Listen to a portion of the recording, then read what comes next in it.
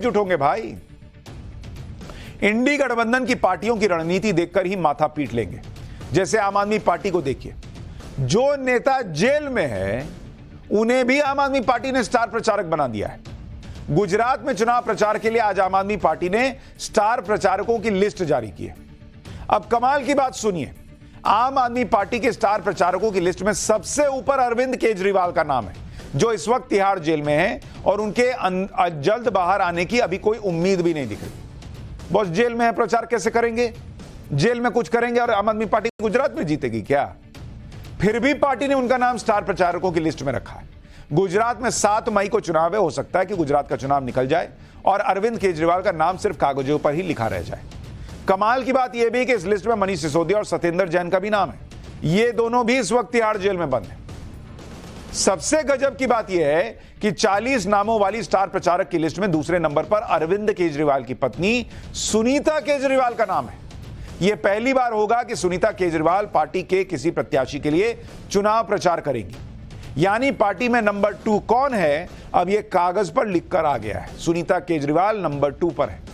सुनीता केजरीवाल इस वक्त केजरीवाल के बाद पार्टी की सबसे बड़ी नेता बन गई हैं और दूसरे नेता सब पीछे रह गए, फिर चाहे वो संजय सिंह हो, आतिशी हो या कोई और ये वो लोग हैं जो परिवारवाद की राजनीति का विरोध करते हुए पॉलिटिक्स में आए थे और कहे थे सब बदल देंगे। स्टार प्रचारकों की लिस्ट में सुनीता केजरीवाल का नाम होने का एक संकेत यह भी है कि आम आदमी पार्टी चुनाव में केजरीवाल की गिरफ्तारी पर सिंपैथी वोट मांगेगी। आज ही आम आदमी पार्टी ने केजरीवाल के लिए हमदर्दी बटोरने का एक और दांव खेला और दावा किया कि जेल से अरविंद केजरीवाल ने संदेश भिजवाया है कि उनका नाम अरविंद केजरीवाल है और वो आतंकवादी नहीं है। यानी अरविंद केजरीवाल अब ये मैसेज देने की कोशिश कर रहे हैं कि जेल में उनसे आतंकवादियों जैसा बर्ताव हो रहा है। कल जेल से अरविंद केजरीवाल से मिलने के बाद यही बात भगवंत मान ने कही थी। आज गुजरात में प्रचार के दौरान भगवंत मान ने भी सिंपैथी कार्ड खेला और अरविंद केजरीवाल का जिक्र करते हुए वो भावुक हो गए। एक बार भगवंत मान जी को भी सुन लीजिए, फिर आगे की बात। यार ऐसे तो आतंकवादियों से भी बात होती होगी। क्या क्या गलत कर दिया उसने? उसने दिल्ली में अस्पताल बना दिए, ये गलती होगी उससे। उसने दिल्ली में सरकारी स्कूलों को अच्छा कर दिया, ये गलती होगी उससे। आतंकवादियों की तरह उसको ट्रीट कर रहे हो आप, हट जाएगा। सिटिंग मुख्यमंत्री है और मुलाकात ऐसे कराते हो जैसे किसी बहुत बड़े आतंकवादी के साथ मिलने आए हो कोई। मैं भी मुख्यमंत्री, वो भी मुख्यमंत्री।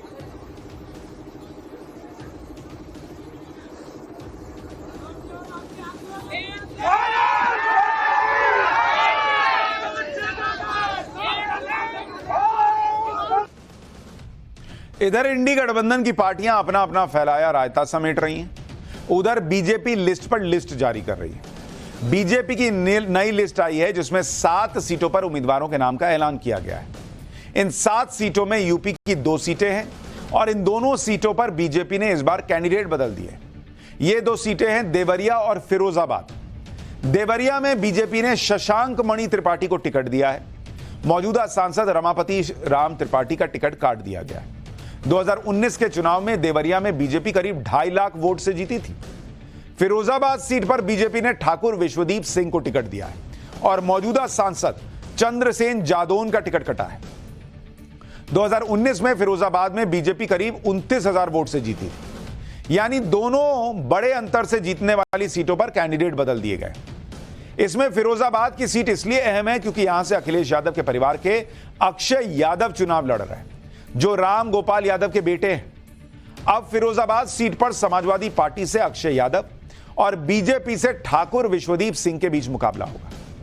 पिछली बार फिरोजाबाद में अक्षय यादव अपने चाचा शिवपाल यादव की वजह से हार गए थे, क्योंकि तब शिवपाल अपनी अलग पार्टी बनाकर फिरोजाबाद से उतर गए थे। रिजल्ट यह रहा कि बीजेपी को करीब 4,95,000 वोट मिले, अक्षय यादव को 4,67,000 वोट मिले और शिवपाल को करीब 92,000 वोट मिले और बीजेपी ये सीट करीब 28,000 वोट के अंतर से जीत गई।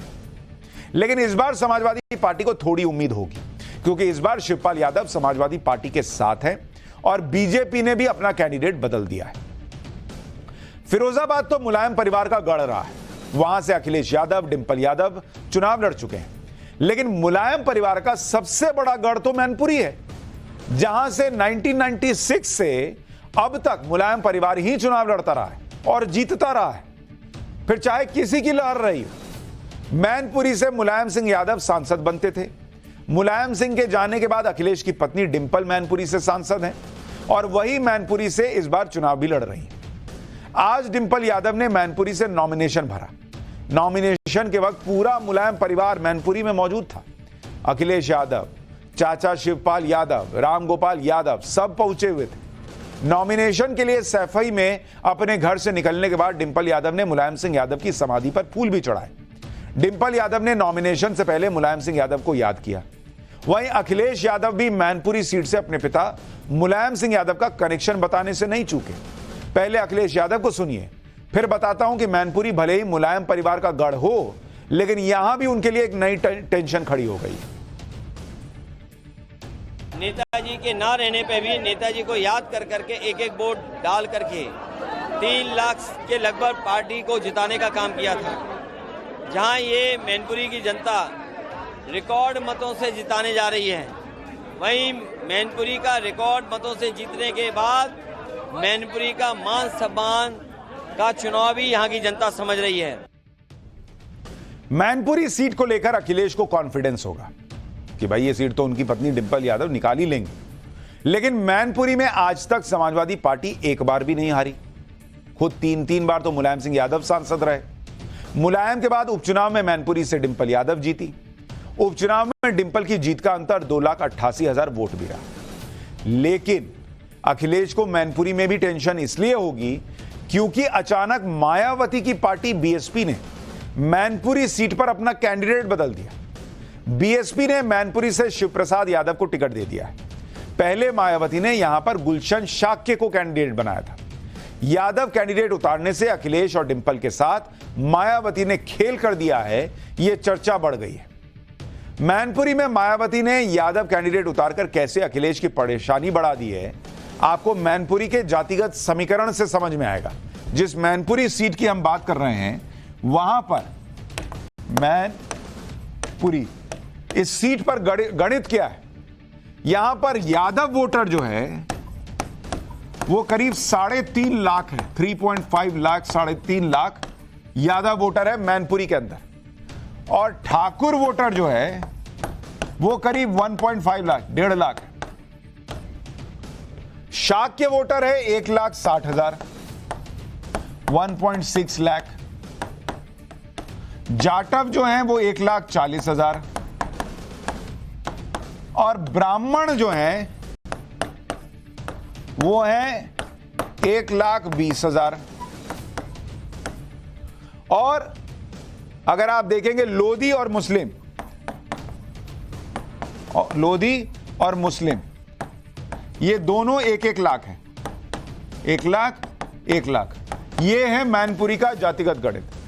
अब इससे अखिलेश की परेशानी यह होगी कि 2022 के उपचुनाव में डिंपल यादव सिंपैथी वोट में बड़े मार्जिन से तो जीत गई, लेकिन 2019 के चुनाव में खुद मुलायम सिंह सिर्फ 94,000 वोट से जीते थे, और वो भी तब उसमें बीएसपी का वोट भी शामिल था। जबकि 2014 में जब बीएसपी इस पर चुनाव लड़ी थी, तो 2014 का चुनाव अगर आप देखिएगा तो बीएसपी को करीब 1,42,000 वोट मिले थे। यानी बीएसपी का मैनपुरी में कोर वोट बैंक है, और इस बार जब बीएसपी ने यादव कैंडिडेट खड़ा किया है, तो यहां अगर अखिलेश यादव को डेंट लगा तो मैनपुरी में खेला हो जाएगा बॉस। ऐसे में मैनपुरी में डिंपल यादव की राह भी अब आसान नहीं रहेगी, यह अभी से चर्चा का विषय बन गया है।